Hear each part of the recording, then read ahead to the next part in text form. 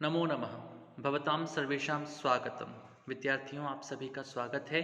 और बेटा, हम लोग अध्ययन कर रहे थे हितोपदेश मित्र लाभ की उस कथा का, जिस कथा में एक बूढ़ा व्याघ्र है। बूढ़े व्याघ्र के हाथ में सोने का कंगन है। वह पथिक उसके पास आता है और पथिक आकर के और व्याघ्र से ये कहता है कि मैं कैसे आप पर विश्वास करूं।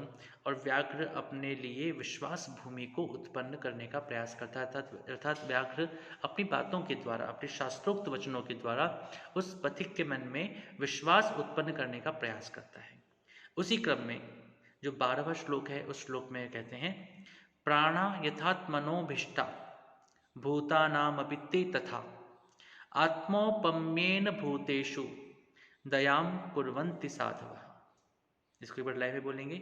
प्राण यथात्मनोभीष्टा भूतानामपि ते तथा आत्मौपम्येन भूतेषु दयां कुर्वन्ति साधवः। इसका अन्वय इस प्रकार से होगा, यथा आत्मनः प्राणाः अभीष्टाः तथा भूतानाम अपि ते अभीष्टाः साधवः आत्मोपम्येन भूतेषु दयां कुर्वन्ति। यथा, जिस प्रकार से, आत्मनः स्वयं के, प्राणः प्राण, अभिष्टाः प्रिय होते हैं, अभिष्ट होते हैं। कोई भी अपने प्राणों को त्यागना नहीं चाहता है, कोई भी अपने प्राणों को छोड़ना नहीं चाहता है। उसी प्रकार से भूतानाम अपि, अन्य प्राणियों के भी, ते वे प्राणी, तथा वैसे ही होते हैं, आत्मोपम्येन अपनी तुलना के द्वारा, अपनी उपमा के द्वारा, औपम्यम तेन आत्म साम्य से, साधव सज्जन लोग भूतेषु अन्य शरीरधारियों के ऊपर दयाम कृपा को कुर्वन्ति करते हैं। अर्थात यहाँ पर श्लोक में व्याघ्र जो है वह कहते हैं कि देखिए, हर व्यक्ति के प्राण अलग अलग हैं, हम ये मानते हैं।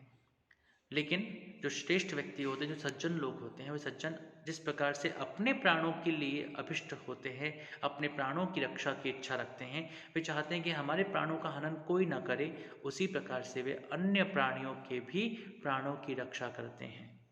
और यही उचित है। निश्चित रूप से एक व्याघ्र के रूप में मुझे जब भोजन की अभिलाषा होती थी पूर्व काल में, अर्थात मेरी युवावस्था में, तो मैं अनेक पक्षियों को, अनेक पशुओं को, अनेक मनुष्यों को मार देता था। लेकिन जैसे जैसे मैंने शास्त्रों का अध्ययन किया, वह व्याघ्र कह रहा है कि जैसे जैसे मैंने शास्त्रों का अध्ययन किया, अच्छी बातों को सुना, तो अब मेरे में ये विचार उत्पन्न हुए हैं और मैं धीमे धीमे अपने आप को परिवर्तित कर भी सका हूँ। और इसी कारण से मैं ये मानता हूँ कि जिस प्रकार से मुझे अपने प्राणों से की रक्षा करने की इच्छा रहती है, मैं चाहता हूँ कि मेरे प्राणों को किसी प्रकार के कष्ट या संकट में ना पड़ना पड़े। उसी प्रकार से मैं अन्य प्राणियों के भी प्राणों की रक्षा करने का प्रयास करता हूँ।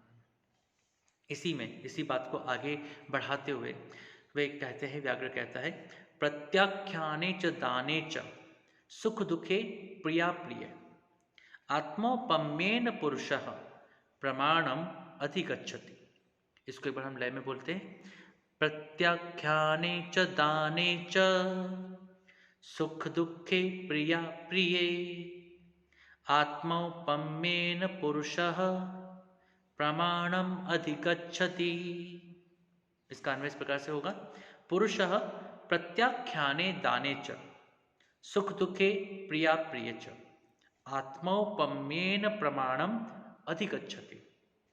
पुरुषः अर्थात कोई भी व्यक्तित्व, मनुष्य, प्रत्याख्याने, प्रति आख्यान अर्थात तिरस्कार करने में, दाने दान देने में, सुख दुखे सुख में और दुख में, अर्थात आनंद और दुख में, प्रिया प्रिय, प्रिय और अप्रिय में, अर्थात अच्छे और बुरे में, आत्मौपम्येन अपनी आत्मा के तुल्य, प्रमाणम दृष्टांत को, प्रमाण को, अधिगच्छति प्राप्त करता है।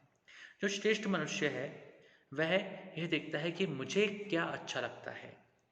जो मुझे अच्छा लगता है वही दूसरों को भी अच्छा लगता होगा। क्या कोई मेरा तिरस्कार करे तो क्या मुझे अच्छा लगेगा? नहीं। तो जैसे मुझे अपना तिरस्कार अच्छा नहीं लगता है, वैसे ही किसी और का तिरस्कार मैं करूँगा तो उसे भी अच्छा नहीं लगेगा।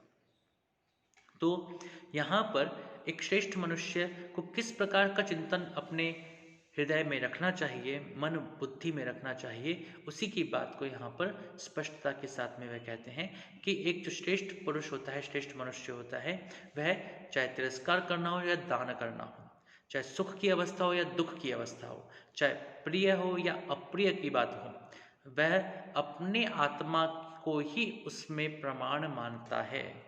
अर्थात जैसा मुझे अच्छा लगता है वैसा ही व्यवहार मुझे दूसरों के साथ भी करना चाहिए।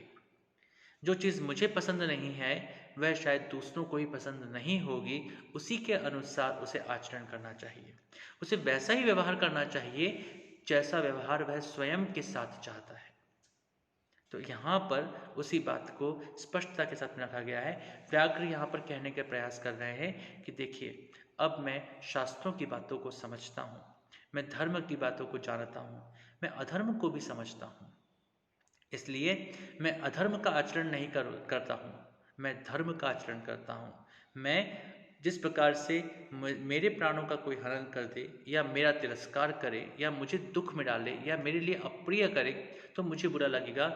इसी कारण से मैं भी दूसरों के साथ में ऐसा किसी प्रकार का आचरण करना नहीं चाहूँगा और मैं इसी के लिए प्रयास कर रहा हूँ। व्याघ्र विविध शास्त्रोक्त बातों के द्वारा उस पथिक के मन में गहराई से बैठने का प्रयास कर रहा है। इसी के बाद में वह आगे और कहता है, अन्यच्च, और भी सुनो, मातृवत परदारेषु परद्रव्येषु लोष्टवत् आत्मवत् सर्वभूतेषु यह पश्यति स पंडितः। ये बहुत ही प्रसिद्ध श्लोक है और इस श्लोक को कई जगहों पर उद्धरण के रूप में प्रयोग किया जाता है। आप सबको भी श्लोक को याद रखना चाहिए। वैसे तो हितोपदेश के लगभग सारे ही श्लोक याद करने लायक हैं क्योंकि वह कोई ना कोई शिक्षा प्रदान करने वाले श्लोक हैं, लेकिन यह श्लोक बहुत अधिक प्रसिद्ध श्लोक है। मातृवत् परदारेषु परद्रव्येषु लोष्टवत् आत्मवत् सर्वभूतेषु यह पश्यति स पंडितः। यह परदारेषु, इसका अन्वय करेंगे, यह परदारेषु मातृवत् परद्रव्येषु लोष्टवत् सर्वभूतेषु आत्मवत् पश्यति सह पंडितः अस्ति।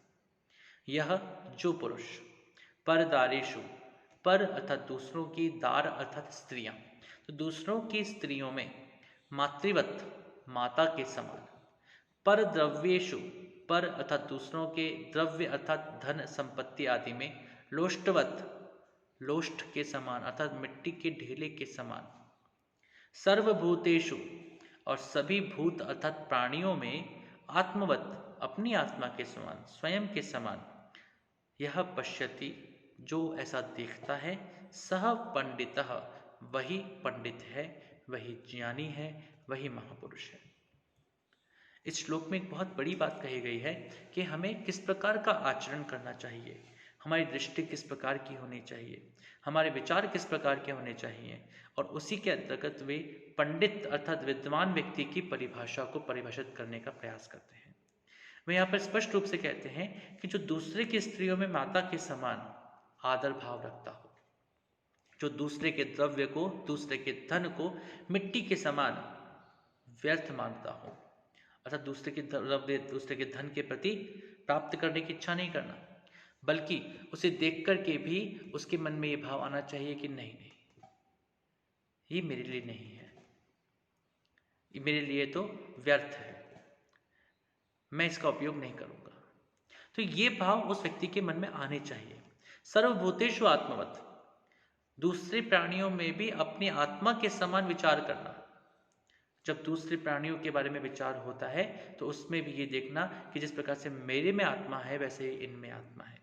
यदि मुझे कष्ट प्राप्त होगा तो मुझे दुख होगा, वैसे यदि इन पर कष्ट होगा, इन पर अत्याचार होगा तो इनको भी कष्ट होगा। उसी प्रकार से स्वयं को तोलना और उसी आधार पर दूसरे प्राणियों को भी समझना।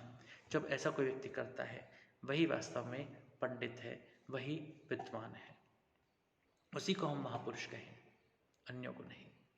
तो यहाँ पर 3 बातें इस श्लोक में कही गई हैं।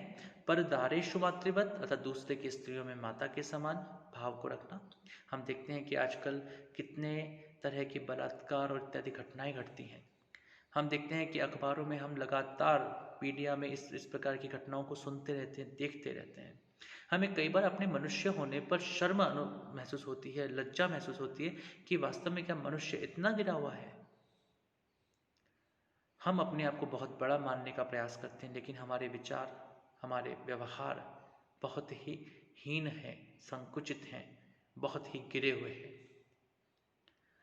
और यहाँ पर स्पष्ट रूप से बात की गई है कि दूसरे की स्त्रियों को माता के समान, दूसरे के धन को चोरी करने वाले जो लोग होते हैं वे दूसरे के धन का कभी भी उसको हड़पने का प्रयास करते हैं, उसको चोरी करने का प्रयास करते हैं, प्राप्त करने का प्रयास करते हैं।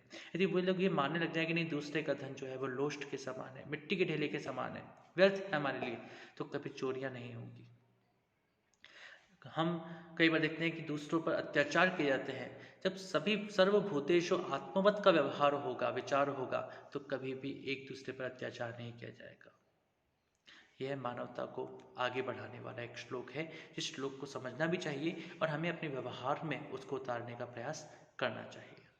भवतां सर्वेषां धन्यवादः, भवद्भ्यः सर्वेभ्यः धन्यवादः।